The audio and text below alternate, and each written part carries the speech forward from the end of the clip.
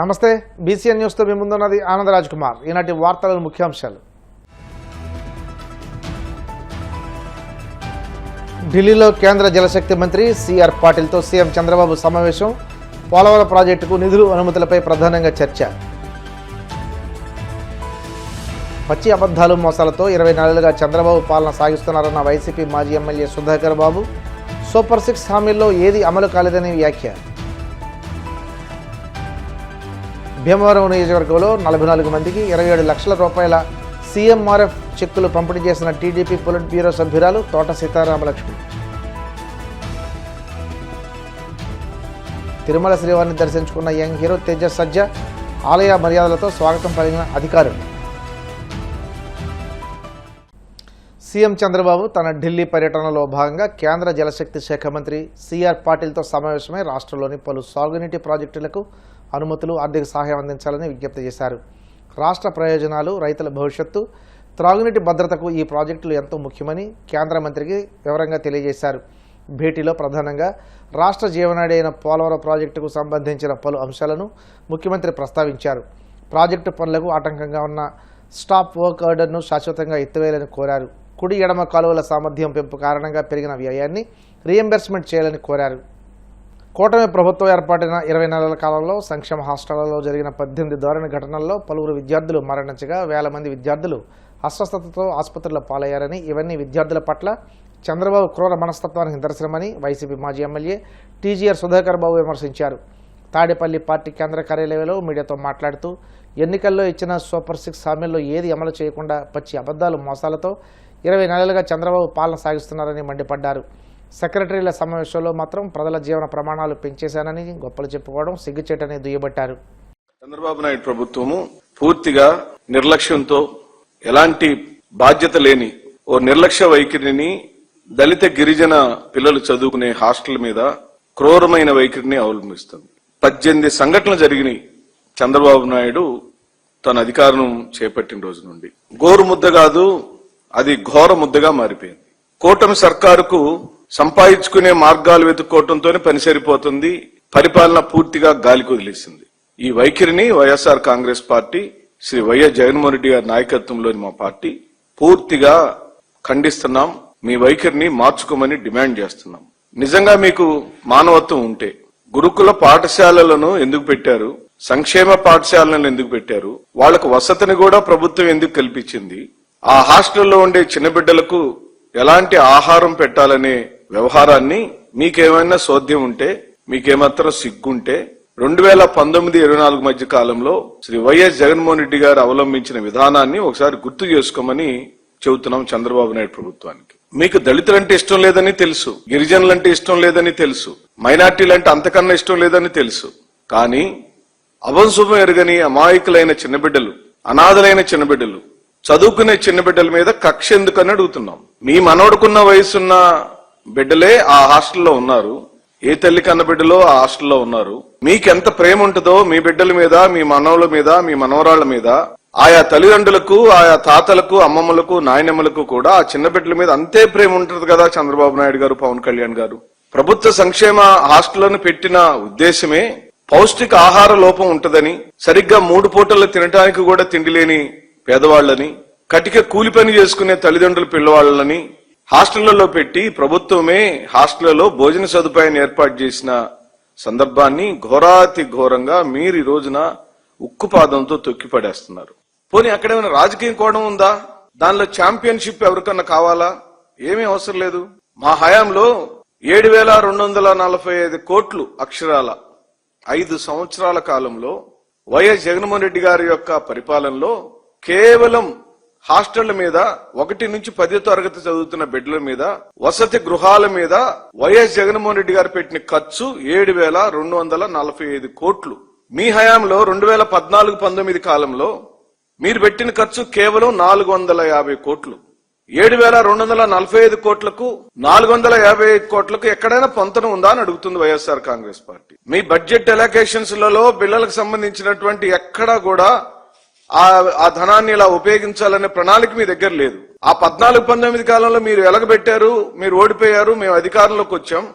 శ్రీ జగన్మోహన్ రెడ్డి గారు తన 2 ఆడపిల్లలకు ఎలాంటి భోజనం ఉండాలో అలాంటి భోజనమే ఉండాలి ఈ పిల్లలకు కూడా అని ఓ ప్రణాళికను రచించాడు.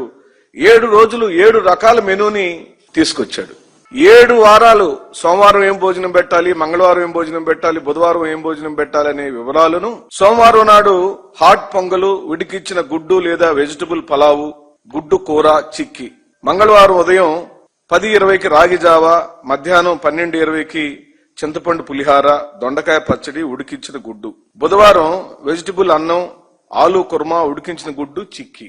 ఆయనే కూర్చొని అధికారులందరినీ సమావేశపరుచుకుని, మీరు గతంలో పెట్టిన మెనూ కాదు, మీకు బడ్జెట్ సరిపోకపోతే నేను బడ్జెట్ ఆ ప్రభుత్వం చంద్రబాబు నాయుడు ప్రభుత్వం ఎట్లాగా 450 కోట్లు పెట్టింది, కానీ ఈ బిడ్డలకు పెట్టే ఆహారం పౌష్టిక ఆహారం అయి ఉండాలి, వయసుకు తగ్గట్టుగా పౌష్టిక ఆహారాన్ని ప్రభుత్వమే అందించాలని వారానికి సరిపడా ఈ రోజున 93% మందికి భోజన సదుపాయాన్ని అందించగలిగింది మా ప్రభుత్వం. 40,50,000 మంది విద్యార్థులకు 5 సంవత్సరాల కాలంలో 7,245 కోట్ల రూపాయలు ఖర్చు పెట్టాం. ఏ మాత్రం సిగ్గు శరముందా అని అడుగుతున్నాం. దొంగ లెక్కలేసుకోవటం, దొంగ ఉపన్యాసాలు చెప్పటం, ఊకదంపుడు ఉపన్యాసాలు చెప్పటం, అబద్ధపు లెక్కల ప్రచారానికి వాడుకోవటం, ప్రజలను మోసపరచటం అనే నైజంలో నుంచి ఇంకా చంద్రబాబు నాయుడు గారు ఈ రోజు వరకు బయటికి రాలేదు. ఎందుకు నాసిరకం పెట్టారు? ఏం పెట్టారు మీరు ఆ రోజండి? ఉడికిచ్చిన ఇడ్లీ, ఉడకని ఇడ్లీ, శనగపిండితో తయారు చేసిన చట్నీ నిల్వ ఉంచింది తినటం వల్ల ఈ హాస్టల్లో 89 మంది ఆసుపత్రి పాలయ్యారు. అంటే మేం చేసిన విధానానికి, నువ్వు చేసిన విధానానికి ఎక్కడైనా పొంతనుందా అని అడుగుతుంది వైఎస్ఆర్ కాంగ్రెస్. ఎందుకు కక్ష? ఆ 7,245 కోట్లలో ఒక్క సంవత్సరానికి వచ్చి 1,400 కోట్ల రూపాయలు ఖర్చు అవుతుంటే ఆ 1,400 కోట్ల రూపాయల ఎలకేషన్ ఎందుకు చేయను అని అడుగుతున్నాం. స్వయానా మీ హోంమంత్రి వెళ్లి భోజనం చేసేటప్పుడు బొద్దింకొస్తే, ఇదిగో బొద్దింకని ఆమె మాట్లాడిన మాటలు వీడియోలో రికార్డ్ అయింది కదా, అప్పుడైనా మీరు కళ్ళు తెరిచి సరిదిద్దుకోవాలి కదా. దీనికి ఎవరు బాధ్యత వహించాలంటే ఖచ్చితంగా విద్యాశాఖ మంత్రి, షాడో ముఖ్యమంత్రి అయిన లోకేష్, అలాగే గిరిజన శాఖ మంత్రి అయినటువంటి ఇద్దరు కూడా కార్యక్రమానికి బాధ్యత వహించాలని డిమాండ్ చేస్తున్నాం వైఎస్ఆర్ కాంగ్రెస్. పశ్చిమ గోదావరి జిల్లా భీమవరం నియోజకవర్గ టీడీపీ కార్యాలయంలో నియోజకవర్గ ఇన్ఛార్జి పొలిట్ బ్యూరో సభ్యురాలు తోట సీతారామలక్ష్మి ముఖ్యమంత్రి సహాయనిధి నుండి మంజూరు చేసిన చెక్కులను లబ్ధిదారులకు అందజేశారు. పేద మధ్యతరగతి ప్రజలు అనారోగ్యంతో వైద్య చికిత్సలు చేయించుకుని ఆర్థిక ఇబ్బందులతో ఉన్న వారిని ఆర్థిక సహాయాన్ని అందిస్తూ పేదలకు భరోసాగా ఎన్డీఏ కూటమి ప్రభుత్వం పనిచేస్తుందన్నారు. టీడీపీ రాష్ట్ర కోశాధికారి మింటే పార్థసారథి మాట్లాడుతూ నియోజకవర్గంలోని వివిధ గ్రామాలు, వార్డుల నుండి వచ్చిన దరఖాస్తులను ముఖ్యమంత్రి ఆర్థిక సహాయానికి తోట సీతారామలక్ష్మి సిఫార్సు ద్వారా నేటి వరకు సుమారు ₹1 కోటి చెక్కులు పంపిణీ చేయడం జరిగిందన్నారు. 44 మందికి 27 లక్షల రూపాయల ఆర్థిక సహాయాన్ని అందిస్తున్నామన్నారు. టీడీపీ రాష్ట్ర కార్యదర్శి వేండ్ర శ్రీనివాస్ మాట్లాడుతూ ఆరోగ్యశ్రీ పథకంలో వర్తించని వైద్య శాస్త్ర చికిత్సల కోసం ఖర్చు చేసిన మొత్తంలో ముఖ్యమంత్రి సహాయనిధి నుండి తోట సీతారామలక్ష్మి ద్వారా ఆర్థిక సహాయం అందిస్తున్నారని, ఈ అవకాశాన్ని నియోజకవర్గ ప్రజలు వినియోగించుకోవాలని కోరారు. రాష్ట్ర అలాగే గౌరవ ఇచ్చేసినటువంటి ముఖ్య నాయకులందరూ కూడా బ్రాహ్మణ సంతోష్ గారు చెరుపారు. సిద్ధరామూర్తి పేద ప్రజలందరూ కూడా ముఖ్యమంత్రి ₹44 సీఎం రిలీఫ్ ఫండ్ సీతారామలక్ష్మి గారి 4,040 ఫండ్ చెక్ రావడం జరిగింది. వారికి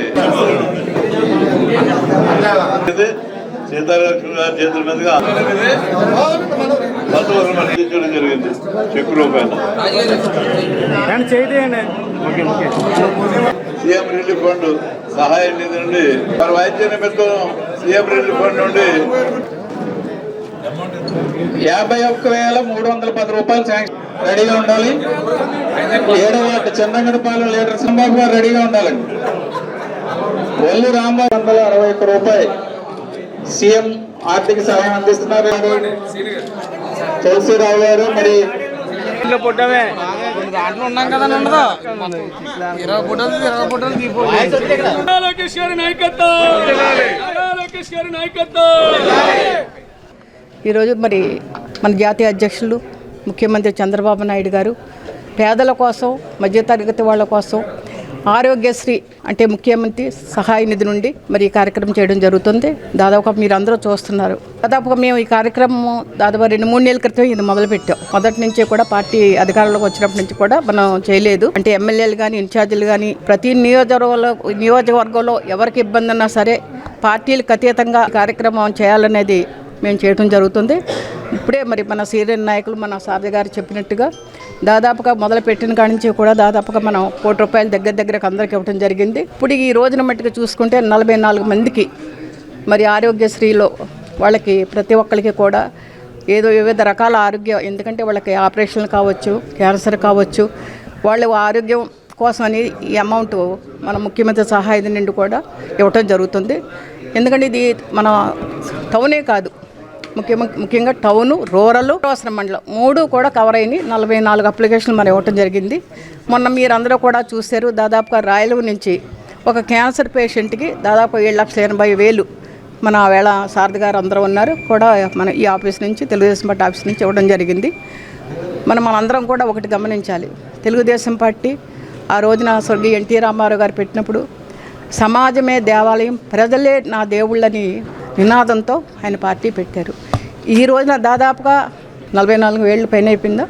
అప్పటి నుంచి కూడా మన జాతీయ అధ్యక్షులు గౌరవ ముఖ్యమంత్రి చంద్రబాబు నాయుడు గారు అధికారం ఉన్నా లేకపోయినా ప్రజల కోసం, పేదవాళ్ళ కోసం మరి పనిచేయటం మనందరం చూస్తున్నాం.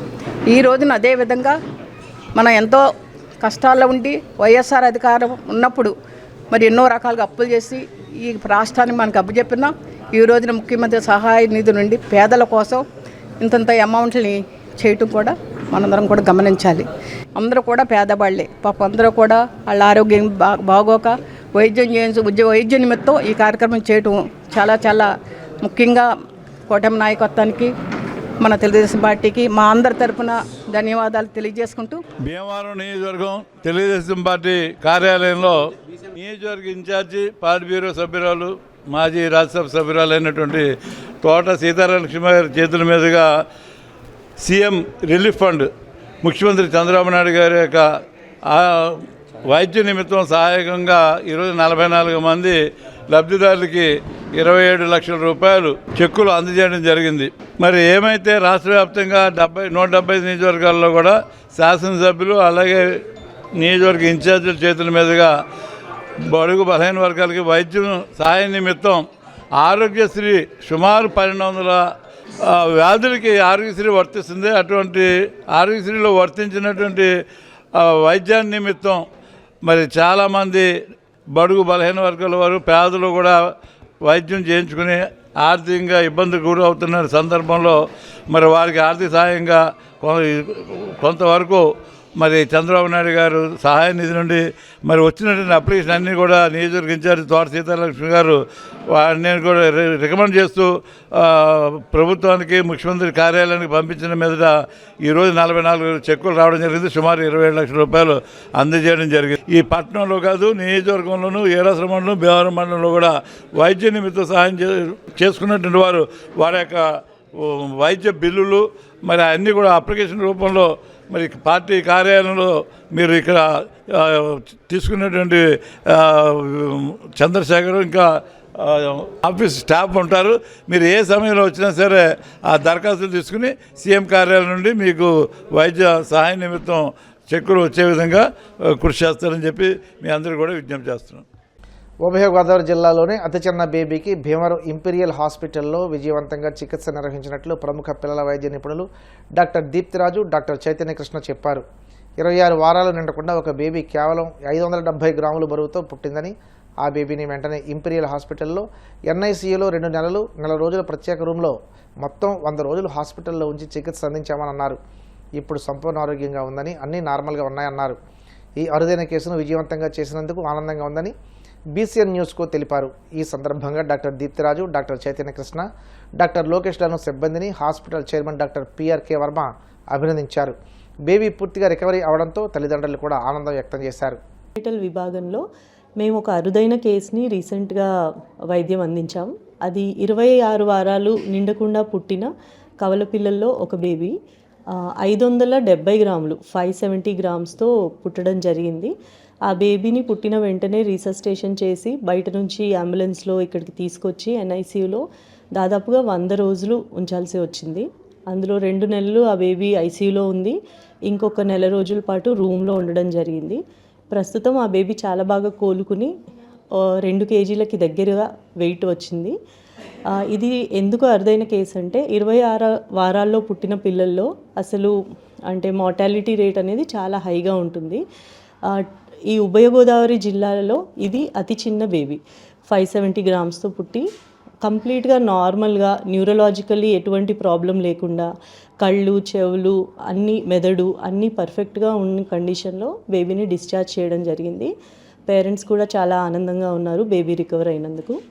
ఇది ఒక అరుదైన కేసు కాబట్టి మేము కూడా చాలా హ్యాపీగా ఉన్నాం. అలాగే మాతో పాటు వైద్యం అందించిన టీంలో చైతన్య కృష్ణ గారు అండ్ లోకేష్ గారు కూడా ఉన్నారు. ఆయన కూడా మాట్లాడతారు.